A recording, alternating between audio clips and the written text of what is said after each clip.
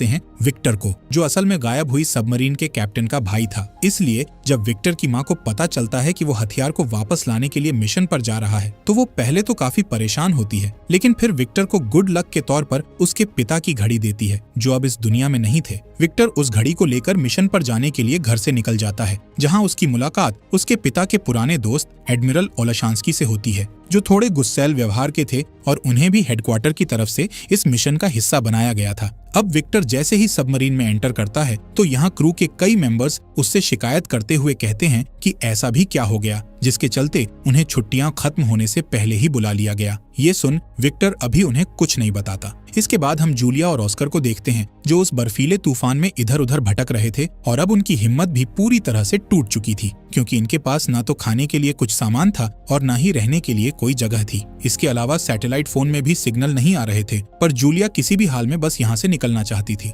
इसलिए वो सिग्नल ढूंढते ढूंढते एक गहरी खाई के पास पहुंच जाती है और उसमें बस गिरने ही वाली होती है कि तभी ऑस्कर यहाँ आकर उसे बचा लेता है। और जूलिया जब फोन चेक करती है तो उसमें अब सिग्नल आ चुके होते हैं। ये देख जूलिया जल्दी से एक ऑयल रिग कंपनी से कांटेक्ट करती है, लेकिन तूफान का शोर इतना ज्यादा था कि कंपनी के मेंबर को जूलिया की एक भी बात समझ नहीं आती और कुछ ही सेकंड्स बाद सिग्नल गायब होने की वजह से कॉल कट हो जाता है। जूलिया और ऑस्कर की हिम्मत अब लगभग खत्म हो चुकी थी, पर फिर भी ऑस्कर बचने की एक आखिरी उम्मीद के साथ फ्लेयर गन चलाता है कि तभी जूलिया की नजर सामने बर्फ की सतह पर पड़ती है, जहां एक लाल रंग की रोशनी चमक रही थी। लेकिन वो क्या है, ये जानने के लिए दोनों इस रोशनी की तरफ भागते हैं और लेकिन उससे पहले प्रभु श्री राम का नाम लेकर वीडियो को लाइक और चैनल को सब्सक्राइब करें। जो भी ऐसा करेगा उसे 24 घंटे में अच्छी खबर मिलेगी। अगर आप लोगों को यकीन नहीं हो तो करके देख लेना। पास जाकर देखते हैं तो पता चलता है कि ये वही इमरजेंसी सिग्नल है जिसे गायब हुई सबमरीन के कैप्टन ने रिलीज करवाया था, और इन दोनों को ये बात अच्छी तरह पता थी कि इस सिग्नल को ढूंढते हुए रशियन सेना यहाँ जरूर आएगी।